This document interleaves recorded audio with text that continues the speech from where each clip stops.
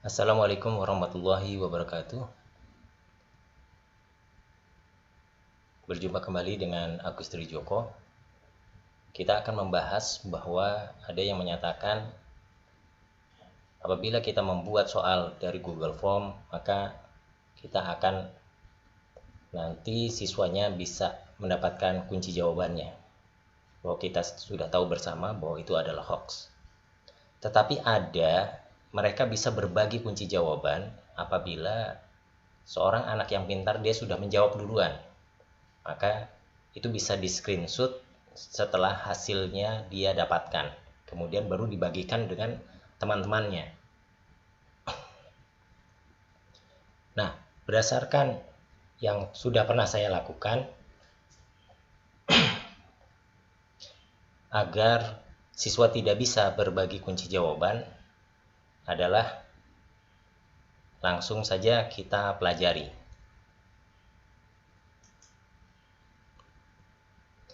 Ini ada soal yang sudah saya buat, yaitu ujian literasi asam basa, dan ini sudah diuji coba bahwa ternyata anak-anak yang tidak belajar juga nilainya akan tidak baik, sedangkan yang belajar akan mendapatkan nilai yang bagus. Awal-awal saya ketika pada saat membuat Google Form, saya tidak mengerti kok ada anak yang tidak belajar dia nilainya bisa 100. Dan bahkan pernah ada yang meminta untuk susulan mengerjakan soal, ternyata hanya dengan mempergunakan waktu yang sangat singkat dia mendapatkan nilai 100. Apa yang menyebabkan seperti itu? Karena ternyata mereka berbagi kunci jawaban setelah si yang pintar mendapatkan respon jawabannya. Nah, agar mereka tidak bisa berbagi kunci jawaban atau respon nilainya, maka yang pertama kita melakukannya adalah di sini ada setelan. Kita klik setelan. Di klik setelan ini nanti tetap yang kumpul alamat email kita klik. Ini gunanya adalah untuk Gmail yang sudah dibagikan oleh dinas, itu kita bisa langsung mengimport nilainya. Jadi tidak perlu mengisi satu-satu. Jadi ini diklik untuk kumpulkan alamat email. Tanda terima responnya tidak usah. Kemudian ini yang batasi 1 kali tanggapan dicentang. Nah, setelah di setelan umum, maka kita lihat di presentasi. Di setelan umum dulu, di sini ada beberapa di bawah gitu ya, respon ya. Ini edit telah pengiriman dan sebagainya, ini tidak usah ya, biarin aja. Kemudian di presentasi ya, ini tampilan status prosesnya enggak apa-apa nih dicentang biar supaya siswa mengetahui apakah dia sudah selesai atau belum, apa masih ada atau soal yang belum dia kerjakan. Kemudian jangan lupa ini pertanyaannya diacak, jadi nanti nomor 1 bisa jadi nomor 3, nomor 3 dan seterusnya. Dan maksudnya adalah setiap siswa dia tidak mendapatkan soal dengan nomor urut yang sama, jadi acak. Nah, yang paling penting sekali adalah di quiz. Ini tetap jadikan sebagai quiz. Kalau tidak dijadikan quiz, kalau misalkan tidak seperti ini, maka poinnya tidak ada. Dia segera setelah rilis nilainya adalah segera ini mau diklik boleh, enggak juga nggak apa-apa, misalkan gitu ya. Ini bisa, kalau ini nanti ini segera nggak apa-apa. Tapi yang paling penting itu ada di sini nih, di sini. Kalau ini centang ya, diberi tanda yang nilai poin ini atau semuanya, maka dia akan mengetahui Kalau ini kan untuk mengetahui jawaban yang tidak benar, maka jawaban tidak benarnya berapa, dia tahu. Mana saja yang tidak benar, tahu. Ini jawaban yang benar mana, dia akan tahu. Ini juga kalau ini dicentang juga, maka nantinya siswa yang sudah selesai dahulu, ya sudah selesai duluan, maka dia akan bisa mendapatkan mana yang benar dan mana yang salah. Nah, ini bisa di screenshot dan bisa dibagikan kepada teman-teman yang lain. Nah, oleh sebab itu untuk PAT maka ini tidak perlu, untuk ujian tidak perlu nih dicentang. Maka dia tidak mengetahui dulu poinnya berapa, nilainya berapa. Nanti baru kita berikan ketika di Google Classroom.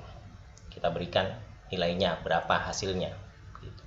Tapi kalau ini dicentang, maka si pintar ya yang mendapatkan nilai 100 itu dia bisa mengetahui mana yang benar dan mana yang salah, dan itu bisa dibagikan kepada teman-temannya sehingga yang lainnya nilai 100. Ini berdasarkan pengalaman yang saya uji coba. Kalau ini dicentang tiga-tiganya apabila hanya untuk latihan saja. Tapi kalau untuk tes sebaiknya adalah 3 ini tidak perlu dicentang.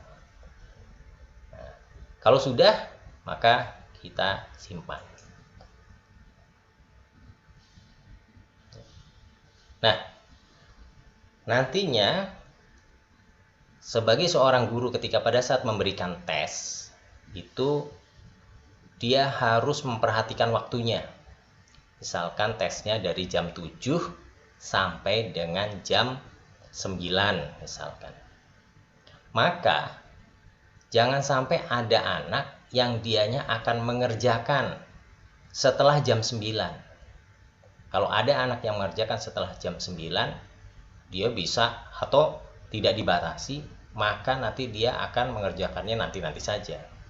Nah, ini nanti juga bisa berbahaya. Nah, bagaimana caranya supaya dia tidak bisa mengerjakan lagi setelah jam 9? Maka seorang guru langsung ke Google Drive, dibuka kembali tesnya untuk diedit, maka yang ada di respon ini ya, kalau seandainya nanti PAT, maka di respon ini maka diklik tanggapannya menjadi tidak lagi menerima tanggapan. Nah, seperti ini, tidak menerima tanggapan, sehingga tidak ada lagi anak yang menyusul. Kalau awalnya adalah dengan mempergunakan password gitu, tapi ternyata password juga bisa dibuka, tapi tidak menerima tanggapan lagi. Diklik tidak menerima tanggapan, maka setelah jam 9, karena tesnya adalah dari jam 7 sampai jam 9, maka setelah jam 9 mereka tidak bisa mengerjakan lagi. Nah, sehingga anak-anak akan belajar bahwa ternyata dia harus benar-benar mengerjakan sesuai dengan waktunya. Ini yang Bapak Ibu guru harus perhatikan baik-baik ketika nanti melaksanakan PAT. Tadi yang pertama adalah di setelan, jangan lupa sekali lagi di setelan. Ini kalau Bapak Ibu ingin mudah, ini dicentang agar nanti kita bisa import nilainya langsung gitu. Kemudian ketika di sini ini dicentang agar dia hanya bisa 1 kali mengerjakan saja. Kemudian lagi tampilan prosesnya seperti ini ya, di presentasinya. Kemudian acak urutan pertanyaan agar setiap siswa tidak mendapatkan pertanyaan dengan urutan yang sama. Yang paling penting adalah di kuis ini direspon dapat dilihat, maka tiga-tiganya tidak perlu dicentang, sehingga mereka tidak akan bisa berbagi kunci jawaban. Kemudian disimpan ya.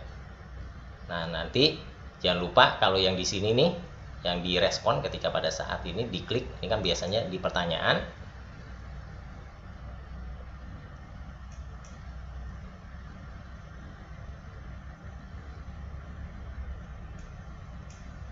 ini di pertanyaan, jangan lupa kalau tesnya dari jam 7 sampai dengan jam 9, maka setelah jam 9, guru yang membuat jawaban ini harus segera masuk ke soal pada Google Drive, soal yang diteskan, kemudian diklik respon, kemudian yang menerima tanggapan ini langsung di-off-kan atau tidak dinyalakan.